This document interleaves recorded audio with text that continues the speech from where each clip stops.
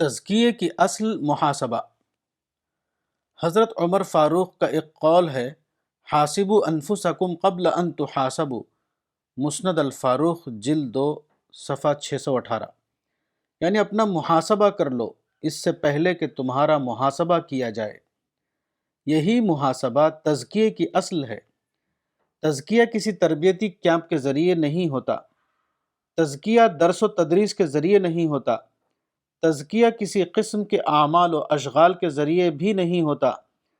تزکیے کے واحد ذریعہ محاسبہ ہے، یعنی اپنا احتساب، یعنی انٹراسپیکشن کرنا، خود اپنا نگراں بن جانا، اپنے بارے میں سوچ سوچ کر خود اپنی اصلاح کرنا۔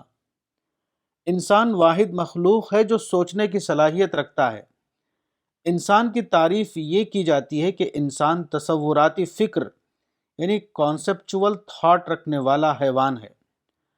آپ ایک لکڑی کو گڑھ سکتے ہیں، آپ لوہے کو مولڈ کر سکتے ہیں، لیکن انسان کا معاملہ یہ ہے کہ وہ اپنا مالک آپ ہے، وہ اپنی تشکیل آپ کرتا ہے۔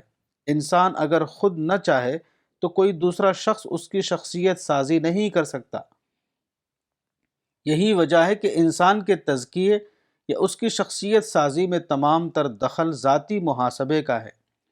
مربی یا مزکی کا کام صرف یہ ہے کہ وہ انسان کے اندر ذاتی محاسبے کا طاقتور محرک، یعنی انسنٹو کر دے۔ وہ انسان کے اندر یہ طرز فکر پیدا کر دے کہ اگر میں نے اپنا تزکیہ نہ کیا تو میں ہلاک ہو جاؤں گا، اگر میں نے اپنی اصلاح نہ کی تو اس کا لازمی نتیجہ یہ ہوگا کہ میں ہمیشہ کے لیے برباد ہو کر رہ جاؤں گا۔ مجھے اپنا تزکیہ خود کرنا ہے، اور مجھے جو کچھ کرنا ہے وہ آج کرنا ہے، کیونکہ کل کبھی آنے والا نہیں۔ انسان کا یہ مزاج ہے کہ وہ اپنی ہر غلطی کی توجیہ، یعنی جسٹیفیکیشن تلاش کر لیتا ہے۔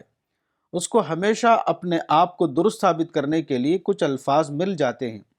تزکیے کے لیے ضروری ہے کہ انسان کے اس مزاج کو مکمل طور پر ختم کر دیا جائے، مگر اس مزاج کا خاتمہ انسان کے خود اپنے اختیار میں ہے، وہ کسی بھی دوسرے شخص کے اختیار میں نہیں۔ کتاب تزکیہ نفس، مولانا وحید الدین خان، صفحہ نمبر 47۔